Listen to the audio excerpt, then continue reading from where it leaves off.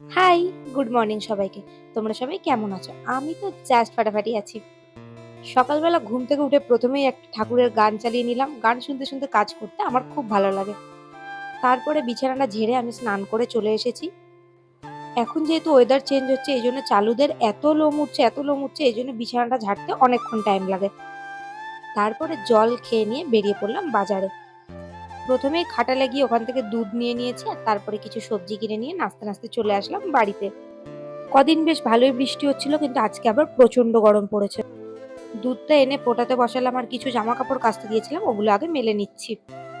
কদিন তো বেশ ভালোই টুকটুক করে বৃষ্টি হচ্ছিল, ওয়েদারটা ভালোই ছিল কিন্তু আজকে আবার প্রচন্ড গরম। এখন বাজে ওই সকাল ৮টা মতো, আমি ছাদে গিয়েছিলাম ফুলগুলো দেখতে কিন্তু রোদ্দুরে দাঁড়াতে না পেরে লাফিয়ে লাফিয়ে চলে এসেছি। এখন তো আমি বেশিরভাগ দিনই ব্রেকফাস্টে হরলিক্সই খাই কিন্তু আজকে ভাবলাম একটু অন্য কিছু খাওয়া যায় তাই একটু মুসলি নিয়ে বসেছি। এবার বসেছি রান্নার জোগাড় করতে আর এই গরমের মধ্যে রান্না করা প্রচন্ড কষ্টকর। যদিও আমি রান্নার এখানে ফ্যানটা চালিয়েই রাখি কিন্তু এত গরম ফ্যানের হাওয়াটাও যেন আর গায়ে লাগে না। যেহেতু অনেকগুলো সবজি ছিল কাটতে কাটতে অনেকটাই সময় লেগে গেছে তাই তাড়াহুড়ো করে রান্নাটা বসিয়ে দিলাম। আমি যখনই ভাজা করি এইরকমই করি, একটা বাটির মধ্যে আলাদা আলাদা করে নুন হলুদ নিই আর প্রত্যেকটাকে মাখাই আর একে একে ভেজে নিই। রান্না করার সময় আমি সবকিছু কেটে গুছিয়ে নিয়ে বসতে ভালোবাসি কিন্তু আজকে যেহেতু দেরি হয়ে গেছে তাই আজকে সেই রিস্কটা নিলাম না। বেগুন ভাজাটা বসিয়ে দিয়ে আমি এখানে আলুটা কেটে নিলাম। সকালে বাজার গিয়েছিলাম বলে গাছে জল দিতে ভুলে গেছি তাই ভাবলাম এখন একটু গাছে জল দিয়ে নিই। এদিকে আমি একে একে সব ভাজাগুলো করে তুলে রাখলাম আর এবার বানানোর পালা পায়েস। গোবিন্দভোগ চাল আমি ধুয়ে ৫ মিনিট মতন ভিজিয়ে রেখেছিলাম আর তারপরে সেটাতে অল্প ঘি মাখিয়ে নিয়েছি। তারপরে বাটির মধ্যে কিছুটা ঘি নিয়ে কাজু আর কিশমিশটা আমি ভেজে রাখলাম। সকালে তো দুধটা এনে আমি ফুটিয়েই রেখেছিলাম, তাও এখন একটু ফুটিয়ে নিয়েছি আর তার মধ্যে দিয়ে দিলাম তেজপাতা আর এলাচ।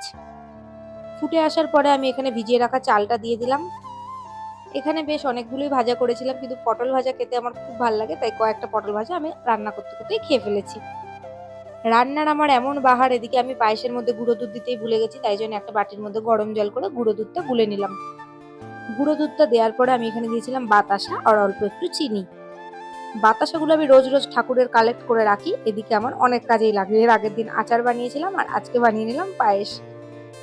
এবার বসিয়ে দেবো চিকেনটা। আজকে এতটাই গরম পড়েছে রান্না করতে খুব কষ্ট হচ্ছিল, যাই হোক কি আর করা যাবে। প্রথমেই আমি এখানে চিকেনের জন্য আলুগুলোকে ভেজে তুলে নিলাম। আলুগুলোকে আমি একটু বেশিক্ষণই ভেজেছিলাম যাতে তাড়াতাড়ি সেদ্ধ হয়ে যায়। তারপরে কড়াইতে আরেকটু তেল দিয়ে সাদা জিরে, তেজপাতা, শুকনো লঙ্কা আর গোটা গরম মশলা দিয়ে দিয়েছি। পুচকুদের খেতে দেরি হয়ে যাচ্ছিল বলে পুচকুদেরকে খেতে দিয়ে দিলাম। আর পায়েস আমি কেন জানি না কোনোবারই পারফেক্ট বানাতে পারি না। এবারেও আমি ২ লিটার দুধ দিয়ে করেছিলাম কিন্তু কেন জানি না চাল দেওয়ার পর আবার পায়েসটা পুরো সেই ঘন হয়ে বসে গেছে। তারপরে একে একে পেঁয়াজ বাটা, টমেটো বাটা, আদা রসুন বাটা আর দিয়েছি একটা গোটা রসুন। রান্না করতে করতে এতটাই গরম লাগছিল তারপরে আমি আর অপেক্ষা না করতে পেরে চিকেনটা বসিয়ে দিয়ে এসি চালিয়ে ঘরে চলে গেছিলাম। আর এদিকে দেখো চিকেনটাও রেডি হয়ে গেছে। তারপরে আমি ভেজে নিচ্ছি লুচি। লুচি বানানোর সময় আমি একটু আটা ময়দা মিশিয়েই করতে পছন্দ করি কিন্তু আজকে যেহেতু আটা ছিল না তাই শুধু ময়দা দিয়েই করেছি। তারপরে রেডি হয়ে যাব হলো আজকে দক্ষিণেশ্বর। হ্যাঁ, আজকে আর দুপুরে আমি কিছু বিশেষ লাঞ্চ করিনি। আমি যে ভাজাগুলো করেছিলাম ওগুলো দিয়ে ঘি দিয়ে ভাত খেয়ে নিয়েছি। এই নতুন কুর্তিটা অনেকদিন ধরেই ছিল কিন্তু নতুন জামা কাপড় রাখতে তো আমার একদমই মন সায় দেয় না তাই টুক করে গলিয়ে নিয়েছি। একটু বেশি ঢিলা ছিল কিন্তু যাই হোক ভাবলাম যে যাক গরম এটা পরেই রওনা দিই। আর আমার চুলটা যে কি বিরক্তিকর, আমি যেই ড্রেসই পরি না কেন চুলটাকে আমি কোনোভাবেই কোনো কিছু করে বাঁধতে পারি না। তারপরে আমি এখানে খাবারগুলোকে গুছিয়ে নিয়ে বেরিয়ে পড়লাম।